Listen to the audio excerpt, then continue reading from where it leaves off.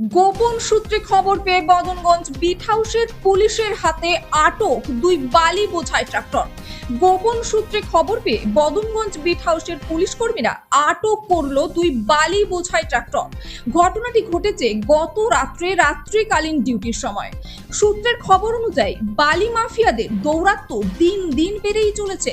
কখনো প্রকাশ্যে আবার কখনো রাত্রের অন্ধকারে চলছে বেআইনি বালি পাচার। গত রাত্রে সেই রকমই এক পাচারের খবর পেয়ে পুলিশ অভিযান চালায়। মাঝরাতে অভিযান চালিয়ে দুটি নাম্বার প্লেট বিহীন ট্রাক্টর আটক করা হয়।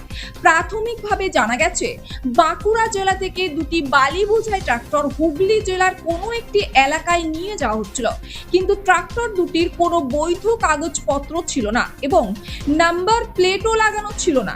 পুলিশ গোপন অভিযান চালিয়ে ট্রাক্টর দুটি উদ্ধার করে আটক করে। চালক ও খালাসিদের সকালবেলায় বদনগঞ্জ বিট হাউসে নিয়ে আসা হয়েছে।